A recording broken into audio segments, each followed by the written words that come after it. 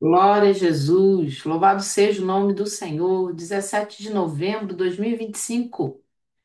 Estamos aqui mais uma vez para estudar a palavra do Senhor. Juntos nós vamos estudar a palavra do Senhor. Quero aqui já agradecer a Ana Bianca, a Lani, missionária Tereza que já estão aqui com a gente, presbítero Dionis. Estamos aqui num visual um pouquinho diferente. Você está vendo com as coisas diferentes aí no fundo, o local tá diferente, a gente está adaptando, mas vai melhorar. Amém? Continuamos depois desse longo tempo que a gente precisou resolver umas coisas e não deu para a gente continuar. Retornando hoje, depois de eu acho 2 semanas, nós estamos retornando a estudar o livro de Juízes. Temos no coração um projeto de da gente estudar a Bíblia completa. Quando que isso vai acabar? Não sei. Se a gente vai conseguir, eu espero que sim. Já estamos com alguns livros, né? Já gravados no canal da igreja e nós estamos aqui caminhando para o livro de Juízes. Enquanto o povo está chegando, a gente vai orar e eu quero pedir para você abrir a sua Bíblia no livro de Juízes, o capítulo é o 9. Você que puder compartilhar o link para alguém, dizer: olha, tem uma luz ali diferente no rosto da irmã. Ai, é uma luz que ela improvisou para poder ler a Bíblia aqui. Amém? Glória a Deus, vamos orar? Senhor, eu quero lhe agradecer por tudo que o Senhor é, pelo que o Senhor tem feito. Obrigada pelo teu amor e a tua graça, pela tua misericórdia, pela salvação, pela tua palavra, pelos teus ensinamentos, por tudo que o Senhor tem feito em nossa vida, porque o Senhor é Deus que tem provido todas as coisas, tem cuidado de nós. Quero lhe agradecer pela oportunidade de estudar a tua palavra, de aprender mais de ti. Senhor, desperta o teu povo a estar junto conosco, a assistir, a aprender, a estarmos juntos. Desperta aquele que dorme. No nome de Jesus, traz de volta aqueles que estão distraídos. Senhor, Espírito Santo, eu lhe peço, visita cada um, visita a mente, o coração, nos dá entendimento da tua palavra. Pelo poder que há no teu nome, eu lhe peço. Sara-nos com a tua palavra, cura-nos com a tua palavra nesta noite, pelo poder do nome de Jesus. Amém. Glória a Deus. Juízes, o capítulo é o 9. Nós vamos. Eu acho que a gente consegue encerrar o capítulo 9. Talvez, né? O capítulo 9 não é tão pequeno. Provavelmente a gente deve conseguir encerrar hoje o capítulo 9. A gente começou da última vez, mas é um capítulo bem grande, né? Então, nós vamos continuar a partir do versículo 15, se eu não me engano. Deixa eu colocar aqui, estava compartilhando para mais uma pessoa aqui o link. E você também quiser compartilhar para alguém, tá aberta a sala, o microfone vai estar desligado, mas você pode usar o chat. Juízes 9, versículo 16. A gente encerrou no 15 da última vez, já está lá no canal. Você quiser depois, né, dar uma lida lá, dar uma olhada lá, para poder acompanhar. Ah, deixa eu colocar a tela maior para gente. Yes, funcionou, glória a Deus. Juízes, capítulo 9, versículo 16 em diante. Nós vamos ler do 16 ao 21. Eu vou tentar me policiar para a gente poder ler por etapas e falar por etapas, porque é um capítulo grande. Estou tentando não ir assim e acabar me perdendo, né? E a gente vai falando e fica fora de contexto. Juízes 9, versículo 16, diz assim: Será que vocês agiram de fato com sinceridade quando fizeram Abimeleque rei? Foram justos com Jerubaal e sua família, como ele merecia? Meu pai lutou por vocês e arriscou a vida para livrá-los das mãos de Midian. Hoje, porém, vocês se revoltaram contra a família de meu pai.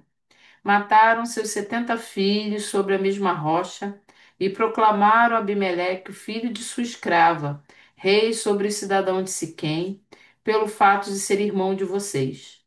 Se hoje vocês de fato agiram com sinceridade para com Jerubaal e sua família, alegrem-se com Abimeleque e alegrem-se ele com vocês.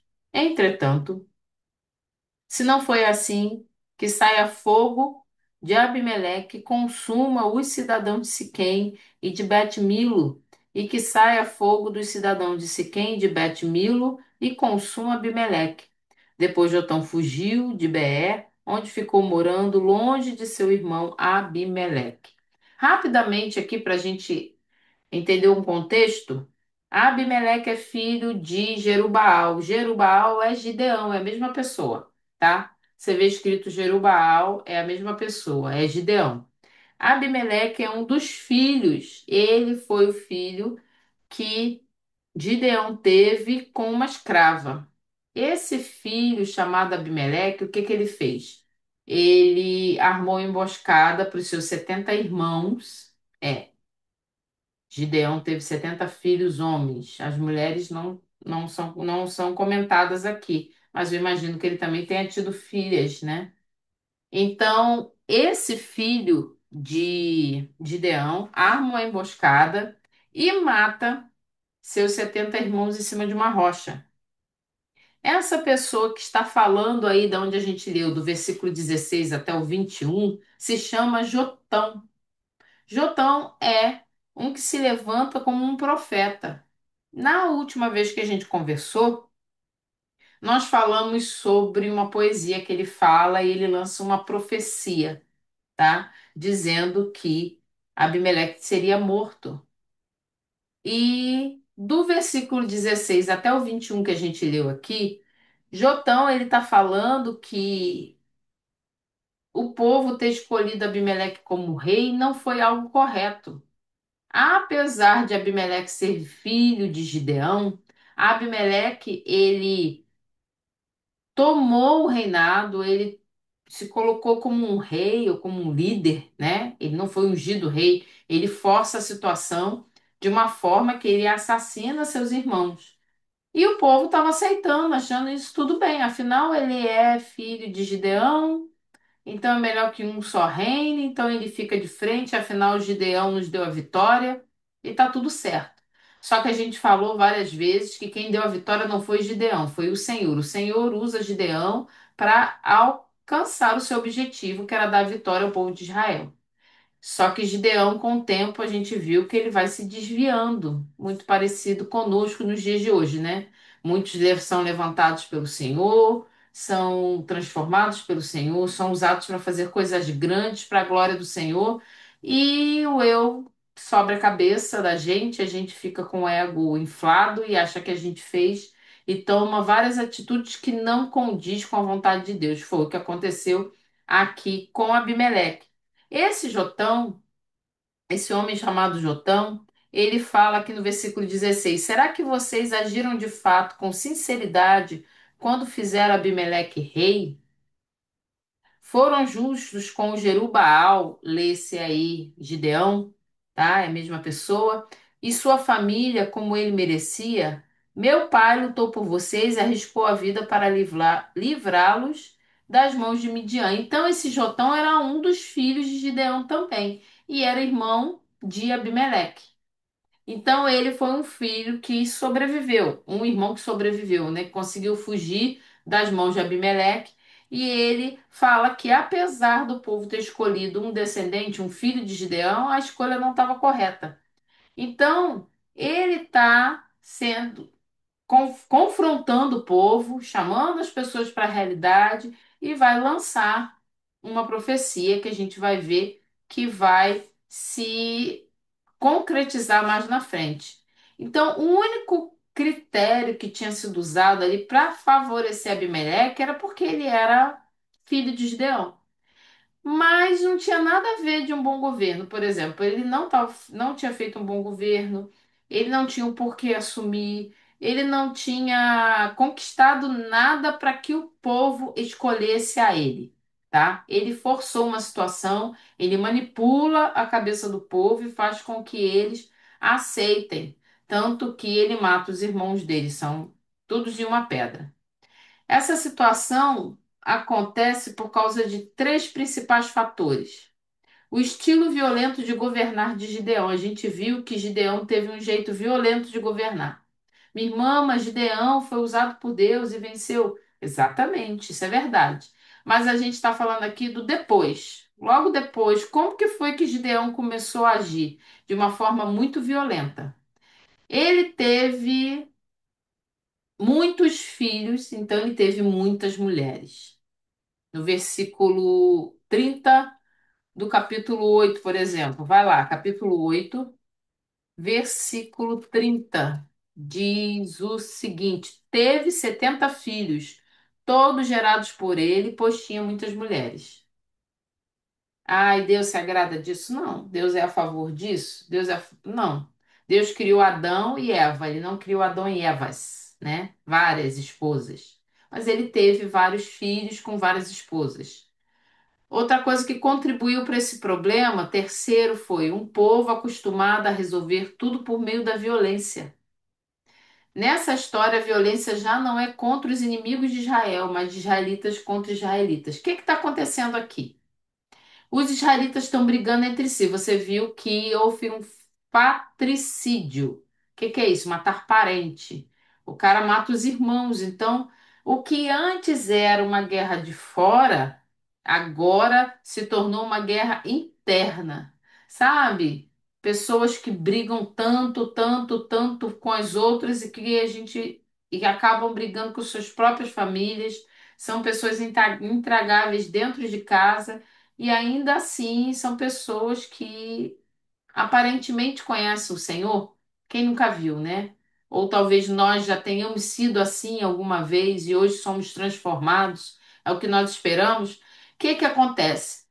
A briga agora e a matança sai do âmbito externo contra os inimigos externos e agora a matança está por dentro, de Israel contra Israel, israelita contra israelita.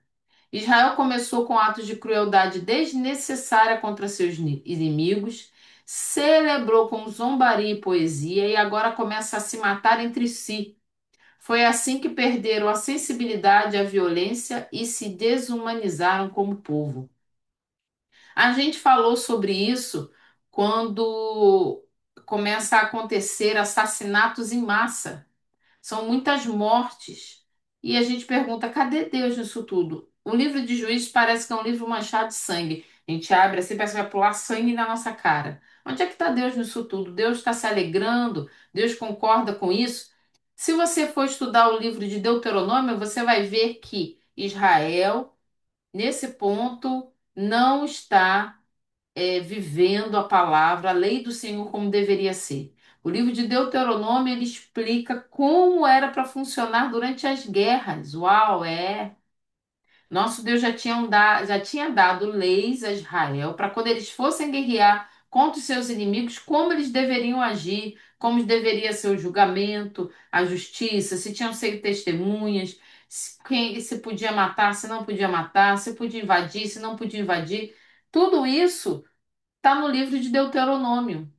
Estava na lei do Senhor, e Israel havia esquecido. Então ele começa a fazer da forma que ele achava que estava ok, sabe? Israel, eu estou abençoado, o Senhor me escolheu e o que eu fizer está tudo ok. Não, não tá. A crueldade é tanta que começa a ir para dentro do povo. O que que vai acontecer? O Senhor vai julgar o povo. A coisa vai continuar piorando e piorando. Certas ocasiões, o desejo de vingança são muitos.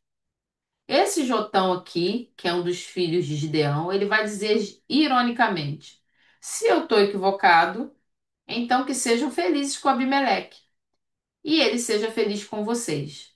Mas se não estou, que a violência com que agiram recaia sobre vocês mesmos. Nesse caso, não há oportunidade para arrependimento nem promessa de restauração imediata.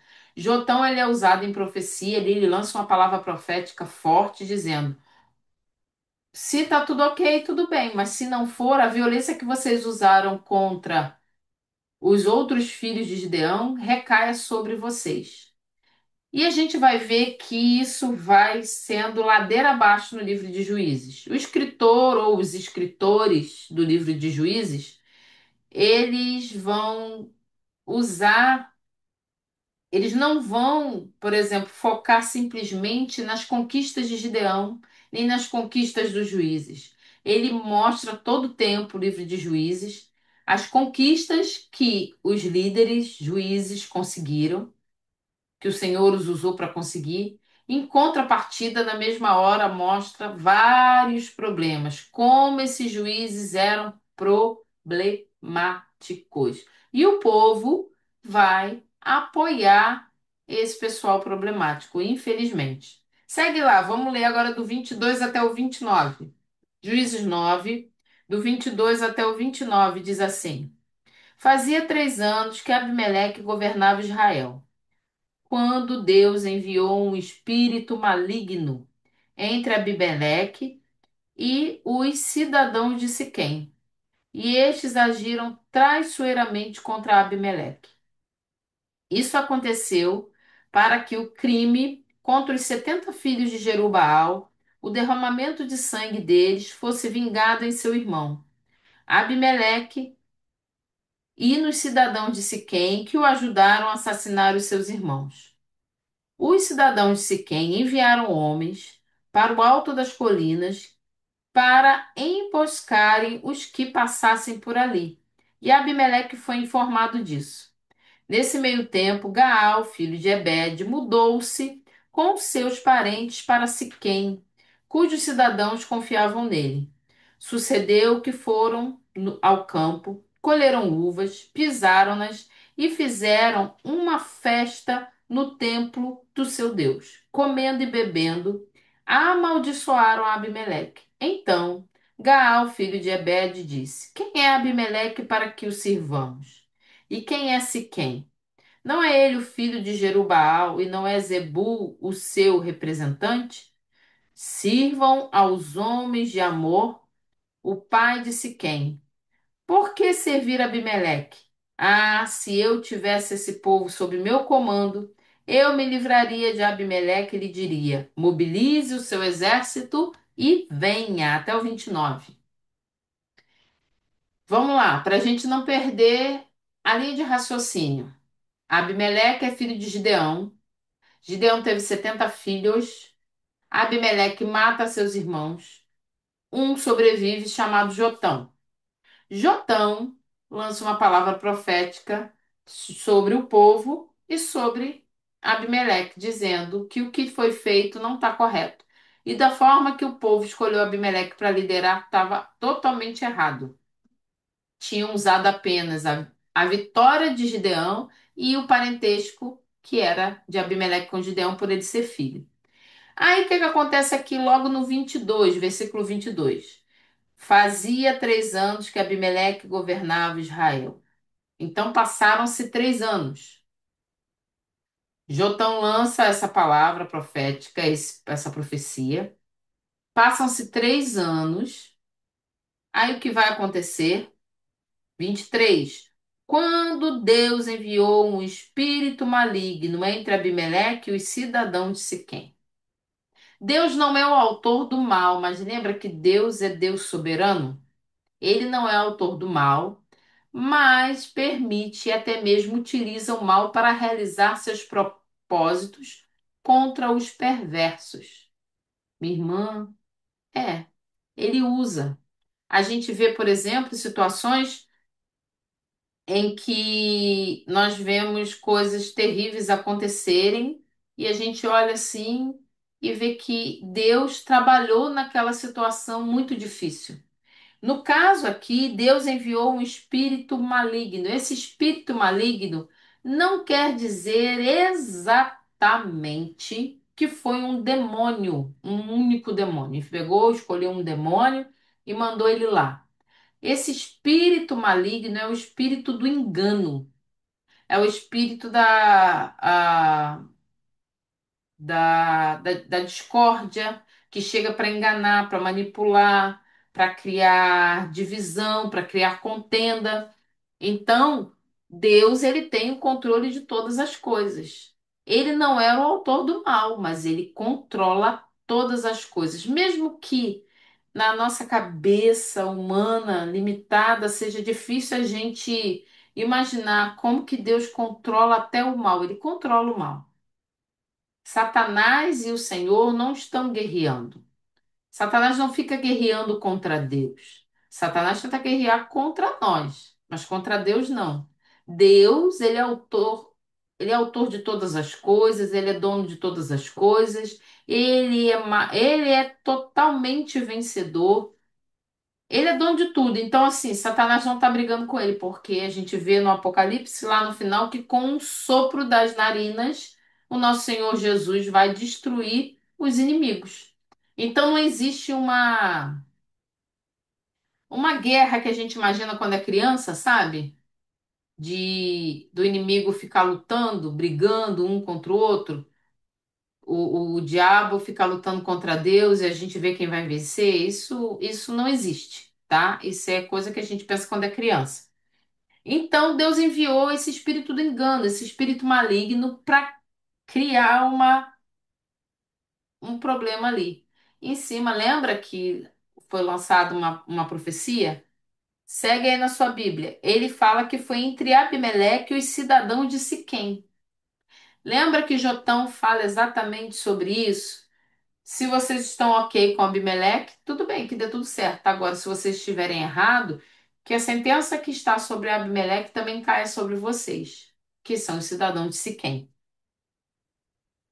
Versículo 24. Isso aconteceu para que o crime contra os 70 filhos de Jerubaal, o derramamento de sangue deles, fosse vingado em seu irmão Abimeleque e nos cidadãos de Siquém que o ajudaram a assassinar os seus irmãos.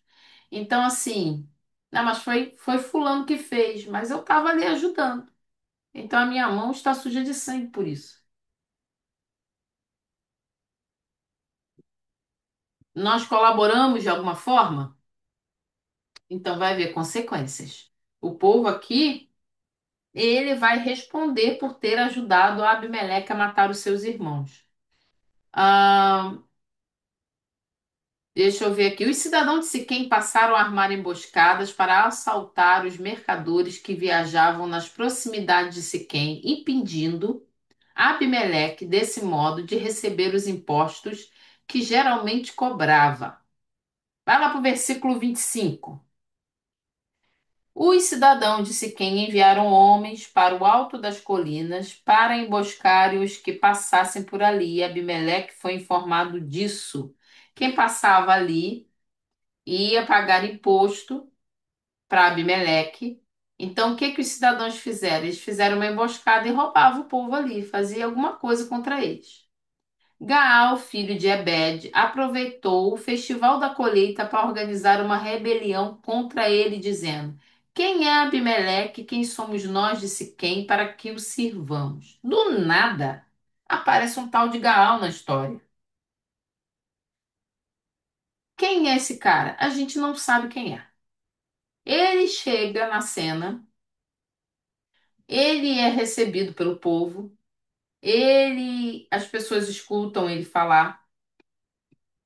O que se pode imaginar aqui, supor, é que ele havia vivido em Siquém e provavelmente ele pode ter ficado um tempo exilado em algum outro lugar, fugindo de Abimeleque. E nesse período ele voltou, porque a gente vê que o povo confiava nele. Vai lá para sua Bíblia, vamos lá. Versículo 26. Nesse meio tempo, Gaal, filho de Ebed, mudou-se com seus parentes para Siquém, cujos cidadãos confiavam nele. Como que o povo confiava nele se não conhecia ele? Então, provavelmente ele morava ali antes, tá? Aí o que que vai acontecer? Eles aproveitam a festa da colheita das uvas e vão fazer uma festa ali. Começam a comer muito, tem muita comilança, né? Muita celebração sem controle, muita bebida, muito vinho, muita bebedice, muito álcool, tá? Tanto que a gente vê que eles oferecem isso ao seu Deus. Olha, cadê Deus nisso tudo? Lembra que Juízes vai mostrando que absorver o mundo é um problema sério? Olha o que que diz aqui no versículo 27. Sucedeu que foram ao campo, colheram uvas, pisaram-nas e fizeram uma festa no templo do seu Deus.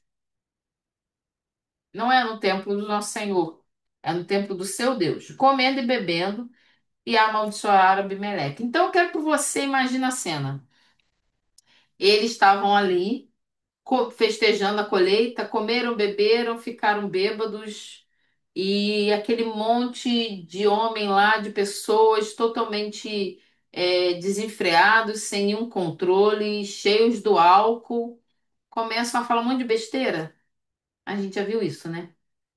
Começa a falar um monte de coisa que não deveria falar, agir de forma que depois vai se arrepender. E esse Gaal aí, o que que ele vai fazer? Ele vai começar, provavelmente através do efeito do álcool, motivado pelo álcool, já alto, cheio de vinho na cabeça, ele começa a afrontar e jogar a conversa fora, sabe? Conversa de bêbado. Provavelmente foi assim. Quem é Abimeleque e quem somos nós de Siquém para que o sirvamos? Então ele fica cheio de si, sabe? Quando a pessoa bebe e fica muito corajosa? E foi o que aconteceu com esse Gaal aqui, esse homem chamado Gaal. Versículo 29. Ah, se eu tivesse esse povo sob meu comando, eu me livraria de Abimeleque. E lhe diria: mobilize o seu exército e venha. Então ele joga a conversa fora e ameaça tirar Abimeleque do poder. Isso tudo a partir do espírito maligno que por Deus foi enviado. Olha o que que isso vai resultar. Vai lá no versículo 30 da sua Bíblia. Juízes 9 do 30 ao 33 diz: Quando Zebul, o governante da cidade, ouviu o que dizia Gaal, filho de Ebed, ficou indignado. Secretamente enviou mensageiros a Abimeleque, dizendo: Gaal, filho de Ebed, e seus parentes vieram a Siquém e estão agitando a cidade contra você. Venha de noite, você e seus homens, e fiquem à espera no campo. De manhã, ao nascer do sol, avancem contra a cidade. Quanto Gaal e sua tropa atacarem, façam com eles o que achar melhor.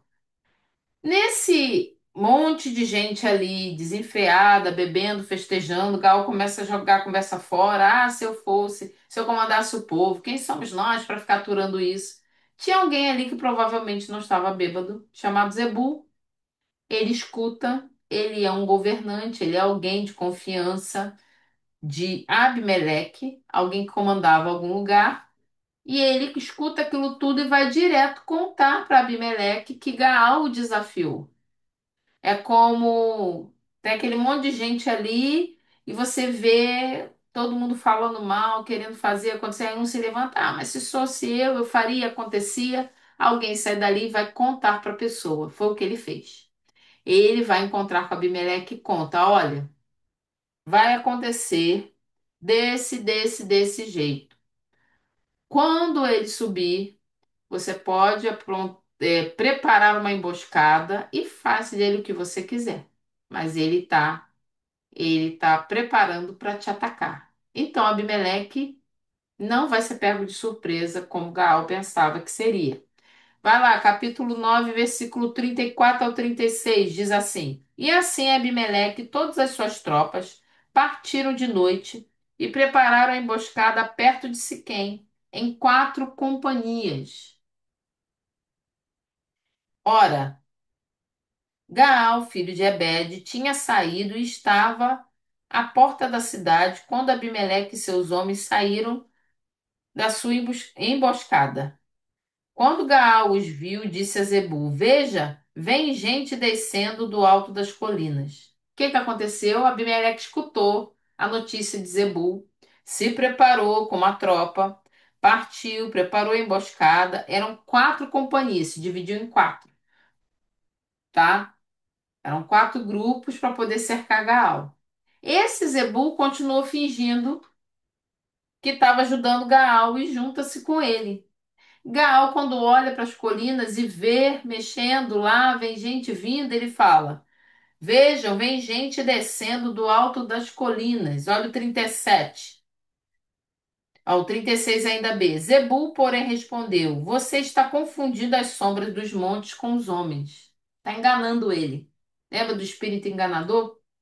Versículo 37. Mas Gaal tornou a falar: Veja, vem gente descendo da parte central do território, e uma companhia está vindo pelo caminho do carvalho dos adivinhadores. Disse Zebul: Onde está toda aquela sua conversa? Você dizia: Quem é Abimeleque para que o sirvamos?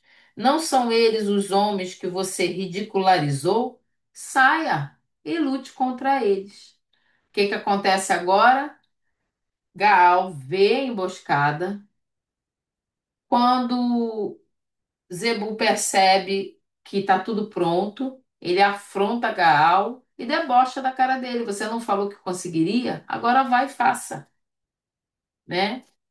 Vai lá e tenta completar aquilo que você queria fazer. Versículo 39 até o 45. Então Gaal conduziu para fora os cidadãos de Siquém e lutou contra Abimeleque. Abimeleque o perseguiu e ele fugiu.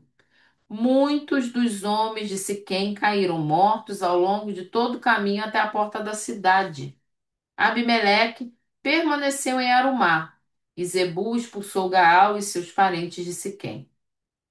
No dia seguinte, o povo de Siquém saiu aos campos e Abimeleque ficou sabendo disso. Então dividiu os seus homens em 3 companhias e armou emboscadas no campo. Quando viu o povo saindo da cidade, levantou-se contra ele e atacou-o. Abimeleque e as tropas que estavam com ele avançaram até a porta da cidade. Então 2 companhias avançaram sobre os que estavam nos campos e os mataram, 45. E Abimeleque atacou a cidade o dia todo, até conquistá-la e matar o seu povo. Depois destruiu a cidade e espalhou sal sobre ela. Gente, isso é terrível. Aqui, Israel está brigando contra Israel. Família brigando contra família. Parente matando parente. Ele vai, derrota Gaal, que era aquele lá que estava bêbado, lembra? Com todos aqueles que estavam com ele. Depois ele mata os habitantes de Siquém no campo, perto do portão da cidade. Ele tem a vitória. Venceu. Depois ele pega, divide o exército em 3 grupos e vai avançar contra os habitantes que ainda estavam lá em Siquém. Ele vai matar as pessoas, vai sair vitorioso e vai espalhar sal pela terra. Por que que ele espalha sal? Não basta ter matado. Ele quer deixar a terra improdutiva.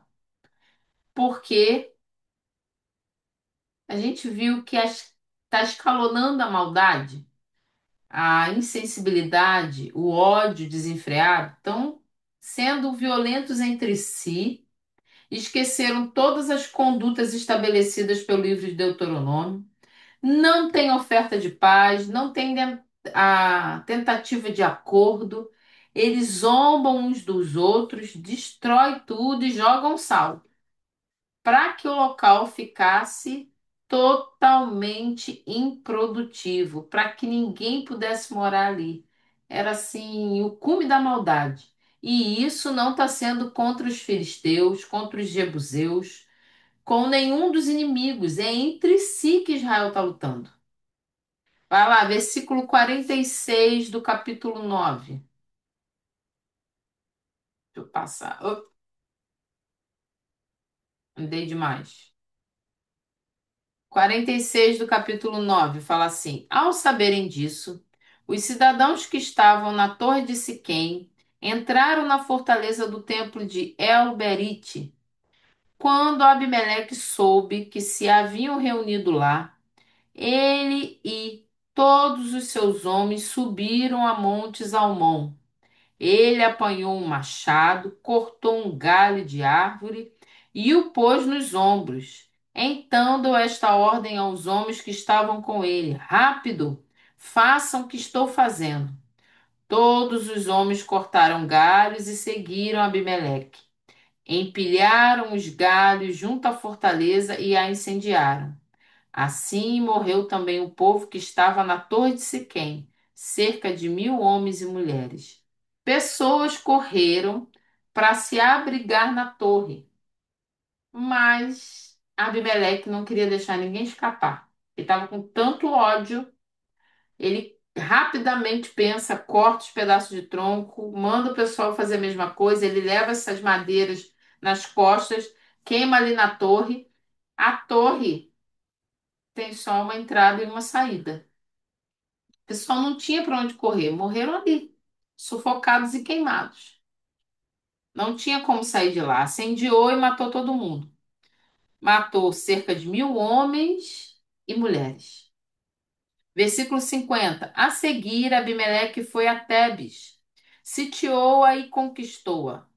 Mas dentro da cidade havia uma torre bastante forte, para a qual fugiram todos os homens e mulheres, todo o povo da cidade. Trancaram-se por dentro e subiram para o telhado da torre. Abimeleque foi para a torre e atacou-a. E quando se aproximava da entrada da torre para incendiá-la, uma mulher jogou uma pedra de moinho na cabeça dele e lhe rachou o crânio. Imediatamente ele chamou seu escudeiro e lhe ordenou: Tire a espada e mate-me, para que não digam que uma mulher me matou. Então o jovem o atravessou e ele morreu. Quando os israelitas viram que Abimeleque estava morto, voltaram para casa. Assim, Deus retribuiu a maldade que Abimeleque praticara contra o seu pai, matando os seus 70 irmãos. Deus fez também os homens de Siquém pagarem por toda a sua maldade. A maldição de Jotão, filho de Jerubaal, caiu sobre eles. Abimeleque não satisfeito, ele sai e vai para Tebes, sitia a cidade e conquista. E tenta fazer a mesma coisa que ele havia feito anteriormente com as pessoas que estavam lá na torre, lembra? Ele também tenta tacar fogo ali para as pessoas, só que essa torre era mais forte, provavelmente mais alta do que a outra. Por algum motivo, a mulher conseguiu uma pedra e teve uma mira muito boa. Ela joga a pedra de cima da torre, do moinho, né? Uma pedra de moinho de cima da torre e acerta a cabeça de Abimeleque. E o crânio dele é rachado. Interessante como a Bíblia fala, né? O crânio dele é um negócio bem pesado. É pesado. Mas a Bíblia não esconde, gente. A Bíblia ela não esconde. O que que vai acontecer aqui? O que que acontece agora? Ele fica com a cabeça rachada, sente que vai morrer, mas ele não quer que se espalhe a notícia de que ele foi vencido por uma mulher. Não, uma mulher me matou. Não, não, não. Ele pede o seu servo para que mate ele, provavelmente seu escudeiro, para que não corra a notícia de que foi uma mulher que matou ele. Não adiantou nada, né? Porque está escrito aqui, o povo sabe, acabou sabendo que foi uma mulher que matou ele.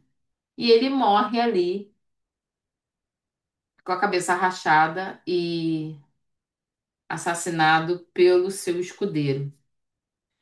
Minha irmã, que coisa terrível. Mas por que que isso está na Bíblia, né? Primeiro, Jotão havia profetizado. Ele disse o quê? Que o espinheiro, lembra que ele faz uma poesia, uma analogia, e ele compara Abimeleque a um espinheiro. Ele vai falando sobre árvores, e ele fala que Abimeleque era um espinheiro que vira para os outros e falam assim: se vocês querem que eu reine sobre vocês, vocês vão ter que ficar debaixo da minha sombra. E a gente falou que espinheiro não dá sombra, nem árvore é. Mas espinheiro ele pode ser consumido pelo fogo. Se for muito quente o lugar, ele vai ficando seco e pega fogo. E ele se consome. E foi o que Jotão havia profetizado. Se alguém estivesse se abrigando embaixo de um espinheiro que pega fogo, a pessoa vai ser consumida.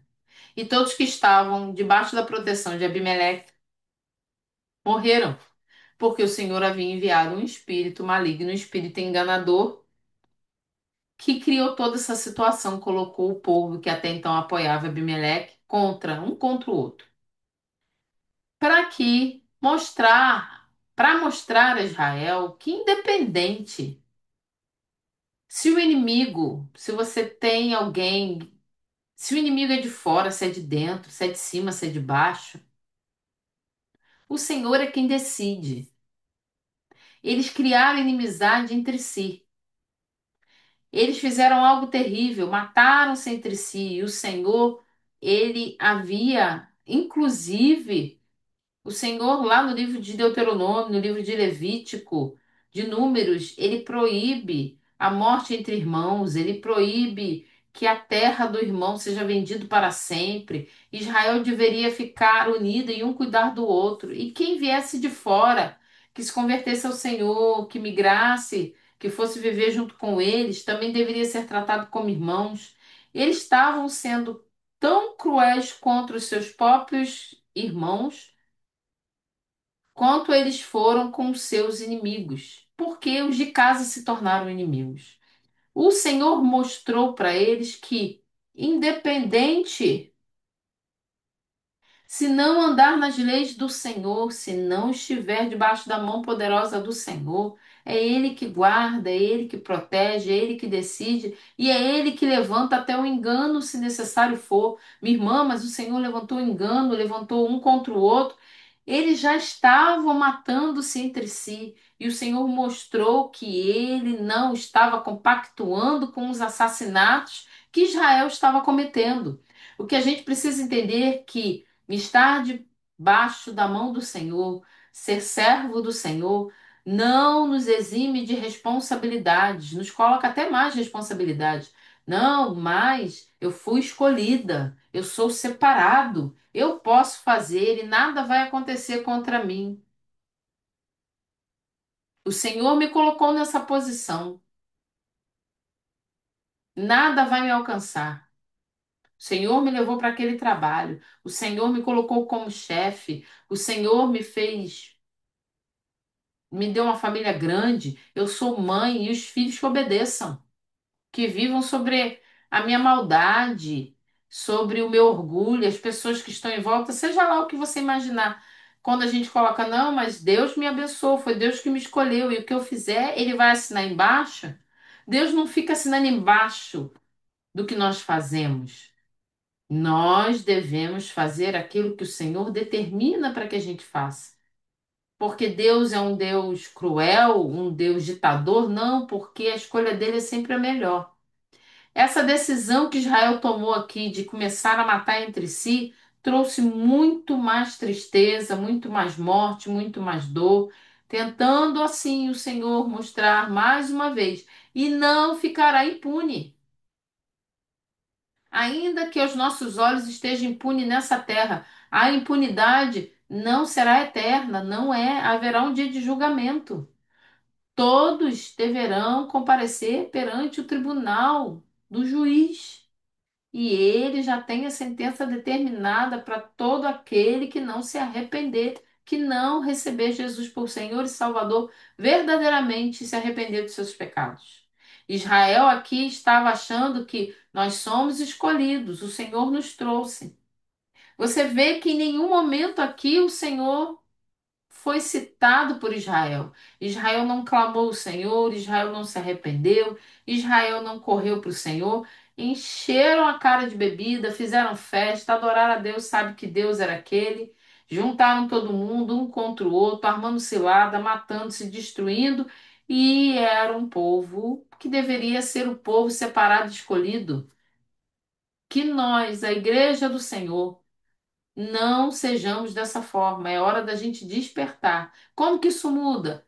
Se cada um de nós fizer a nossa parte, se cada um de nós nos arrependermos e mudarmos a nossa atitude, a coisa se espalha. Da mesma forma que se espalhou a maldade, a palavra de Deus diz que sobrepõe a graça. Ela é superabundante. Onde abunda o pecado, superabundou a graça, diz o Senhor. O que que aconteceu aqui? Abimeleque mata 70 homens sobre uma mesma pedra.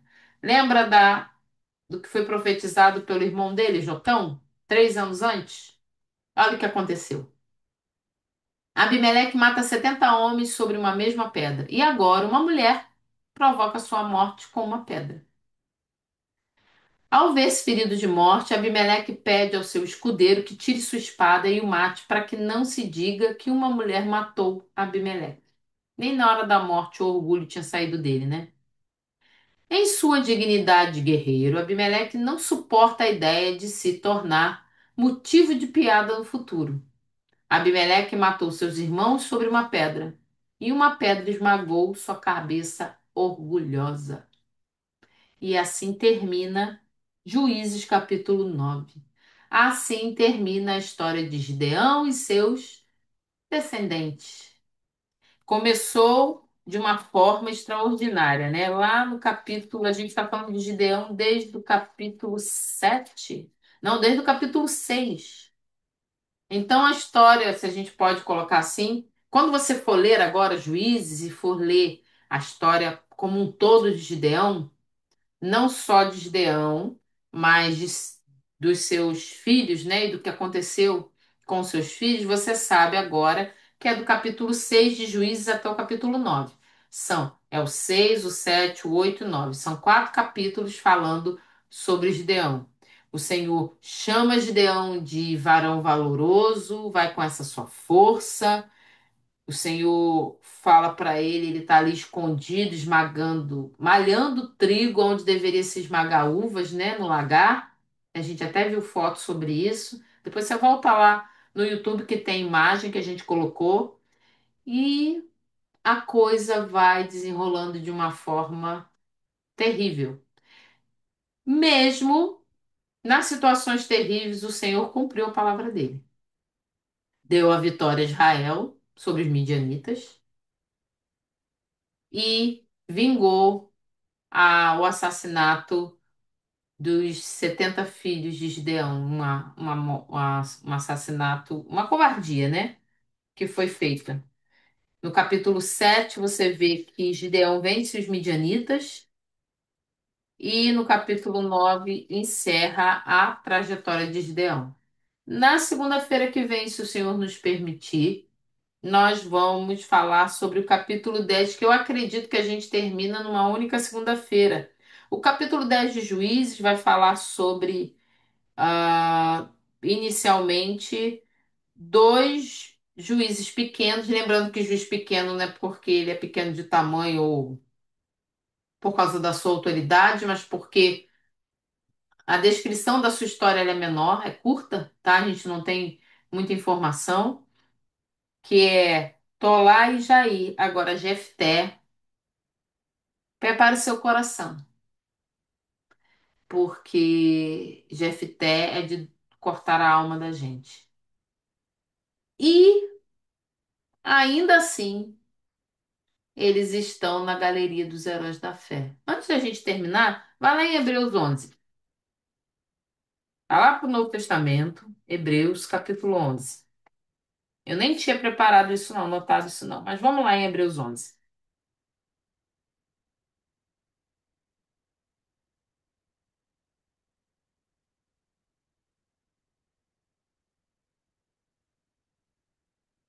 Hebreus 11, Novo Testamento diz assim: Ora, a fé é a certeza daquilo que esperamos e a prova das coisas que não vemos. Pois foi por meio dela que os antigos receberam bom testemunho. Pela fé entendemos que o universo foi formado pela palavra de Deus, de modo que aquilo que se vê não foi feito do que é visível. Pela fé, Abel ofereceu a Deus um sacrifício superior ao de Caim.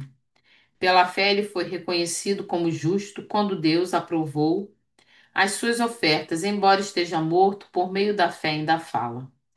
E aqui, esse capítulo 11 vai começar a descrever umas pessoas importantes que agiram pela fé. Esse capítulo 11 vai falar de Enoque, vai falar de Noé, vai falar de Abraão. E se a gente for seguindo, vai falar de Isaac, Jacó, José, Moisés. Mais à frente, vai falar de Raabe. Agora pula lá para o versículo 32 do capítulo 11 de Hebreus. Diz assim: Que mais direi? Não tenho tempo para falar de Gideão, Baraque, Sansão, Jefité, Davi, Samuel e os profetas. Nesse versículo 32 sempre me deixou um pouco mexida. Porque o versículo 32 ele está falando de pessoas que foram movidas pela fé, mas que estão no livro de Juízes, que no final, muitos deles não deram bom, ou no final, ou parte da sua história, não deram bom testemunho. Foram testemunhos terríveis. Por exemplo, aqui, que a gente estava vendo, ele fala aqui, 32. Que mais direi? Não tenho tempo para falar de Gideão. Que a gente estava falando agora, Gideão. Ué, mas Gideão tá no capítulo 11 como alguém que foi usado por fé. Realmente foi. O escritor aos Hebreus, ele não está viajando, nem enlouqueceu. A gente viu que Gideão foi por fé. Ele faz prova várias vezes, lembra? Sobre o algodão molhado, isso é o Senhor. Eu vi o Senhor, o próprio Senhor aparece para Gideão.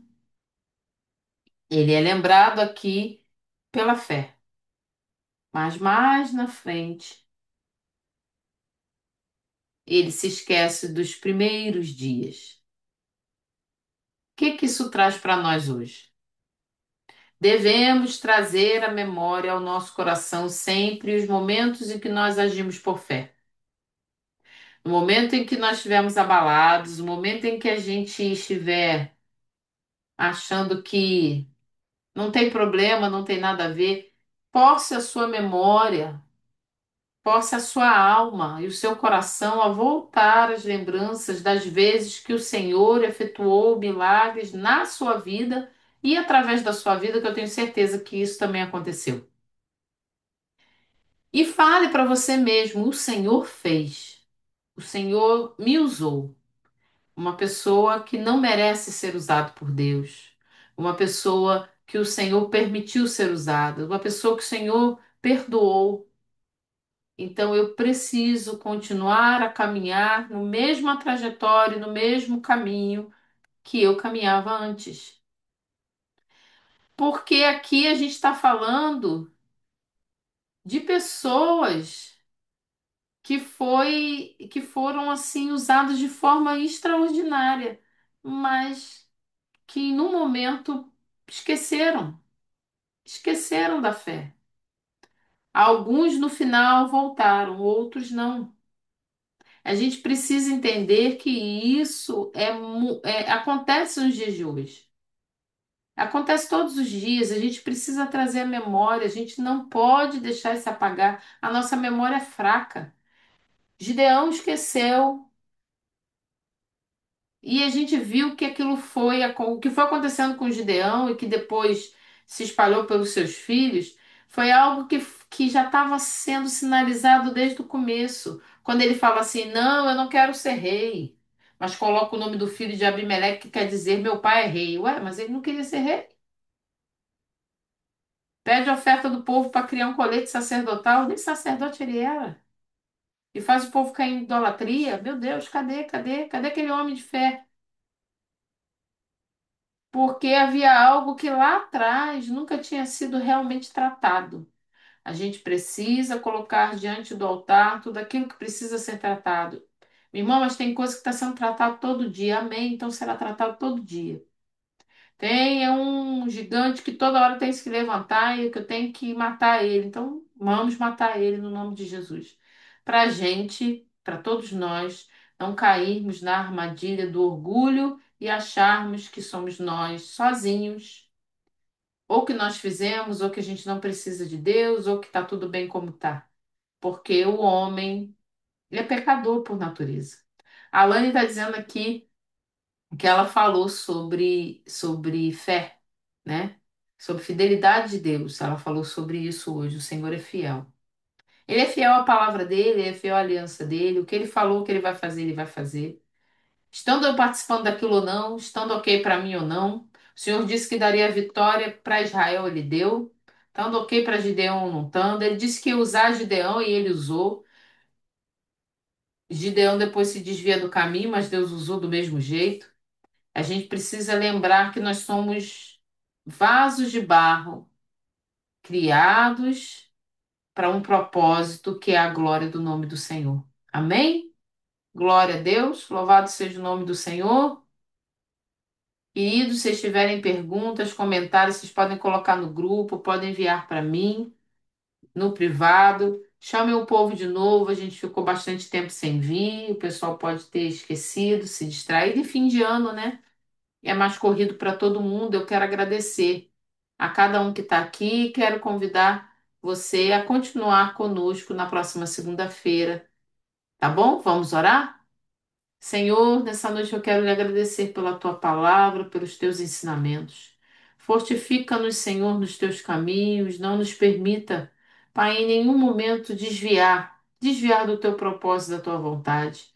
Faz, Senhor, que a nossa mente entenda e que o nosso coração, a nossa alma obedeça à tua vontade, entender que somos meros vasos de barro na mão do oleiro, usado para a glória do Senhor. Usa-nos, Senhor, para a tua glória. E não nos deixe, Senhor, nos perder no orgulho.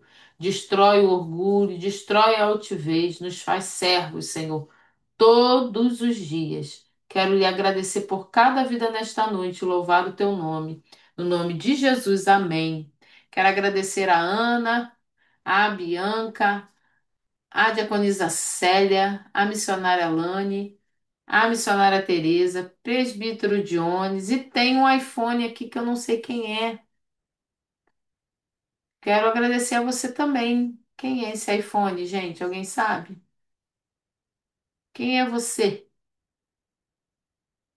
Não sei quem é, mas eu quero te agradecer também porque está aqui com a gente. Elisete apareceu. Glória a Deus, Elisete, te amo. Deus abençoe vocês. Até segunda-feira, se Deus assim nos permitir. Fiquem com Deus. Um bom descanso.